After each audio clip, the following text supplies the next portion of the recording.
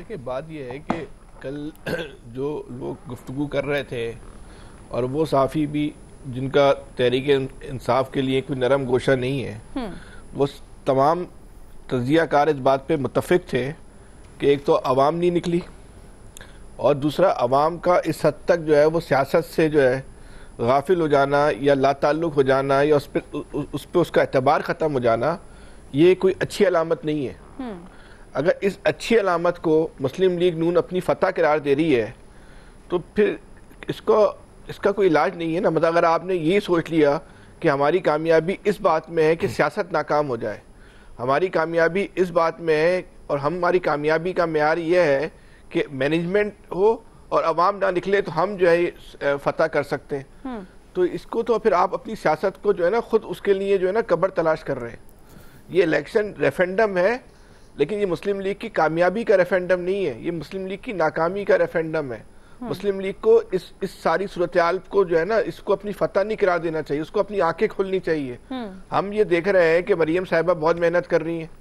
روزانہ T V پر بھی آتی ہیں، پتہ نہیں کتنے ہزار منصوبوں کا انہوں نے جو افتتاح بھی کر دیا۔ کیا وہ منصوبے عوام میں پذیرائی حاصل نہیں کر پا رہے؟ کیا مریم نواز یا مسلم لیگ نون یا شہباز شریف صاحب کی جو کابشیں ہیں، پنجاب تو ان کا آبائی حلقہ ہے نا، آبائی گھر ہے، جیسا سندھ پیپلز پارٹی کا رجواڑا ہے، پنجاب نون لیگ کا رجواڑا ہے، تو جو ان کا آبائی صوبہ ہے، جو ان کی کانسٹیٹنسی ہے،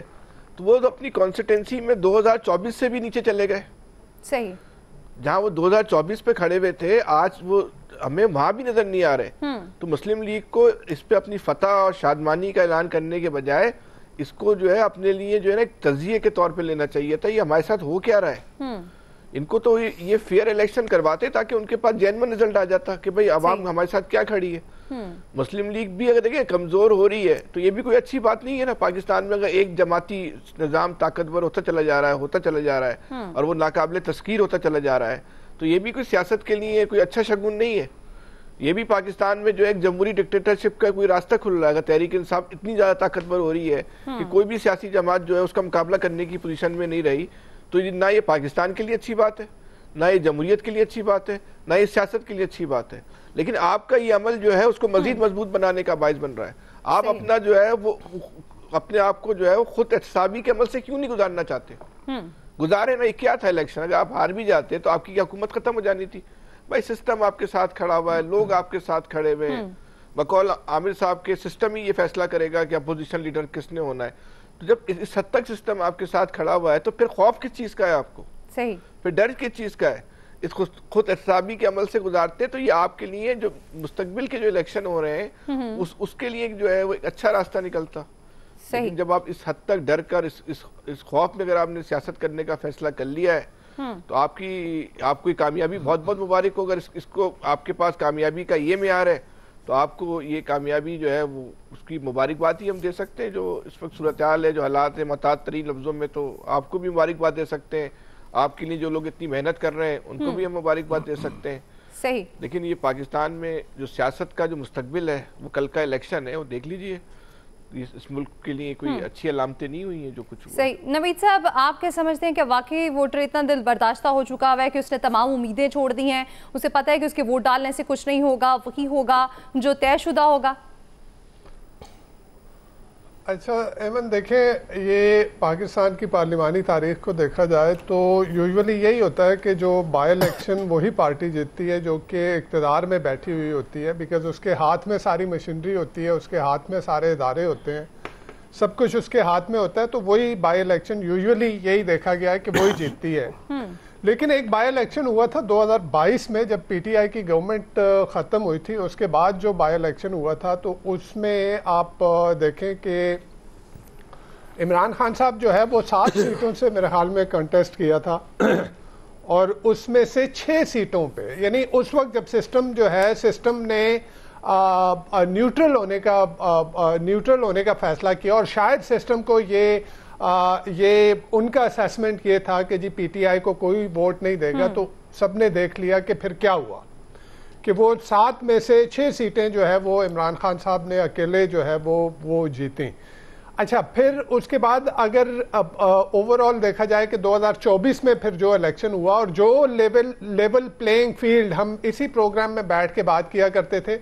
मरियम नवाज साहिबा जो लेवल प्लेइंग फील्ड मांगा करती थी, तो वो लेवल प्लेइंग फील्ड दी गई। लेवल प्लेइंग फील्ड यहां तक दी गई कि पिच ही उखाड़ दी गई, जो थी विकेटें ही उखाड़ दी गई, जो मुखालिफ टीम थी उसको ही तितर बितर कर दिया गया। आपने इलेक्शन सिंबल भी छीन लिया, आपने जो है उनके जो उम्मीदवारान थे उनको जो है वो कागजात नामजदगी भी नहीं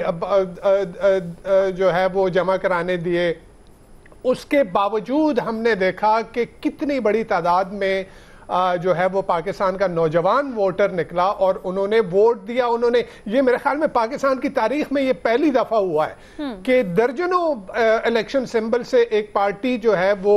उसने इलेक्शन कंटेस्ट किया और वो पार्टी फिर जीती, और फिर उसकी जीत को किस तरह से हार में बदला गया। देखिए, ये जैसे खान साहब ने भी कहा और फैसल ने भी कहा, ये कोई अच्छी बात नहीं है।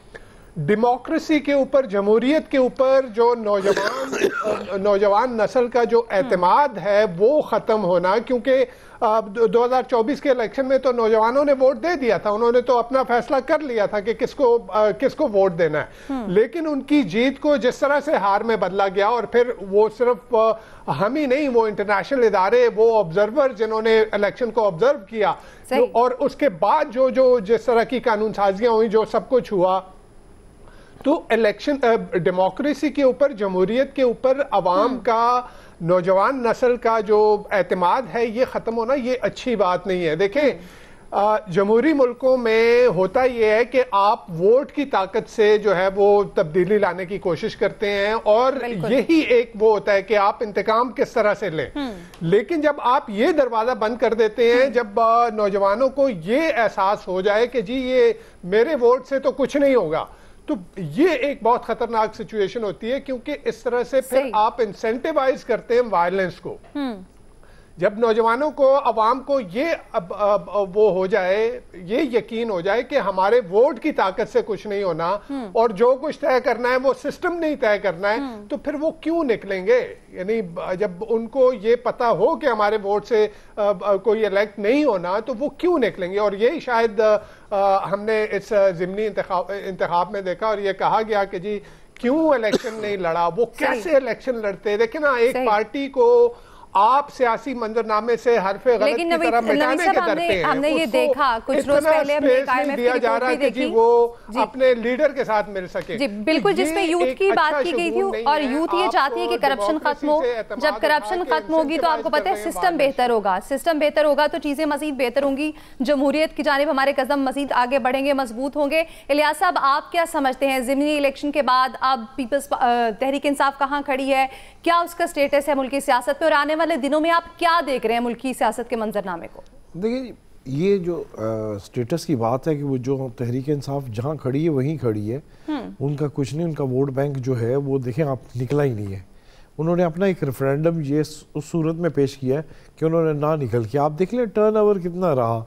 जो पहले था कि 17, 15, 17, 18, 20% इतना, अब बाद में जो मर्जी कर दें उसको 28 कर दें, 30 कर दें, इतना, क्योंकि ज़िमनी इंतखाबात में इतने ही रहते हैं, क्योंकि लोगों को पता होता है कि जो बरसर इक़्तिदार हैं उनके पास पहली नशिस्तें हैं और वो सीटें पहले उनके पास ही रहनी है, और उन्होंने भरपूर कोशिश करनी, तो इसलिए लोग ज़्यादा जदोजहद नहीं करते। और लेकिन यहाँ जो था कि जो दूसरा अपोनेंट जो खड़े थे उनके पास उनके कैंप वगैरह इस तरह उस तरह वो नहीं कर सक रहे थे अपनी कैंपेन वगैरह,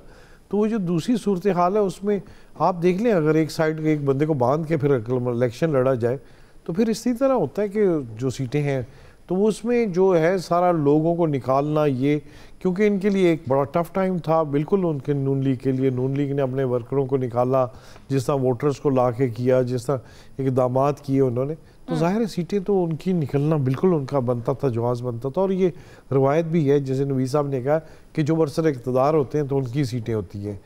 और इस सिलसिले में जो इलेक्शन हुए हैं, देखें आप नौजवान के जो बात करें, नौजवान को पता है कि वो इस वक्त निकलेंगे तो इसका कोई फ़ायदा नहीं है, तो जब वो निकलेंगे उस वक्त निकलेंगे जबकि जनरल इलेक्शन होंगे तो उसमें उनको लेवल प्लेइंग फील्ड अगर दिया जाए तो उस पर, या जो जिस तरह उन्होंने जद्दोजहद की थी, और इस दफ़ा भी देख लें कि उन्होंने बिल्कुल कोशिश की, लेकिन इस वक्त वो जो कह रही है, गवर्नमेंट कह रही है कि जी हमारा ग्राफ ज़रा ऊपर हो गया कि हमने काम करके दिखाया, तो ज़ाहिर गवर्नमेंट ने एक जो प्लान किया हुआ था इस तरह जिस तरह تو اس کے لیے آپ دیکھ لیں کہ ان کے سب کیا، تو ادھر سے کوئی لیڈرشپ ہے ہی نہیں تھی پی ٹی آئی کی جانب سے، کوئی لیڈرشپ اس طرح لڑ نہیں رہی تھی الیکشن وغیرہ. کے پی میں علیحدہ بات ہے، ادھر پنجاب میں تو کوئی لڑ نہیں رہا تھا، نہ کوئی اون کر رہا تھا. تو اس طرح جو صورتحال ہے تو پھر اس میں اس طرح کے رزلٹ آتے ہیں. تو بہرحال ایک یہ ہے کہ جب آئندہ الیکشن ہوں گے، جنرل الیکشن ہوں گے، لیکن پنجاب گورنمنٹ کو، یہ مسلم لیگ نون کو ایک اچھا مل گیا کہ وہ بلدیاتی انتخابات بھی کراتے ہیں، تو ان کو یہ آسانی رہے گی کہ اپنی سیٹیں کس طرح نکالنی ہیں، کس طرح، کیونکہ جنرل اب بلدیاتی انتخابات بھی ایک عرصے بعد ہونے والے ہیں ادھر پنجاب میں. تو ان کے لیے یہ ہے کہ سیٹیں جس طرح انہوں نے یہاں نکالی ہیں وہ پہلے مضبوط تھے. اور اگر پی ٹی آئی والوں کو یہ بھی تھا کہ اگر ہم جیتتے ہیں تو ہم ایک سیٹ بھی، حالانکہ ان کو الیکشن میں بھرپور طریقے سے حصہ لینا چاہیے تھا کہ سیٹ نکالنی چاہیے تھی، لیکن نہیں، انہوں نے اتنی کوشش کی، نہ ان کے پاس کیا اسٹرینتھ تھی اتنی زیادہ. تو وہ بس ظاہر ہے. دوسرا پھر وہ ایک کلین سویپ ہی ہوا ہے. صحیح. ایکسپرٹس کی رائے آپ نے جانی. بریک کے بعد ہمارا اگلا بڑا سوال یہ ہے کہ مسلم لیگ نون کا ضمنی الیکشن کارکردگی کی بنا پر جیتنے کا دعویٰ سامنے آیا ہے. ہم سوال یہ اٹھا رہے ہیں کہ نون لیگ کے دعوے کس حد تک درست ہیں. ایکسپرٹس کی رائے جانیں گے بریک کے بعد.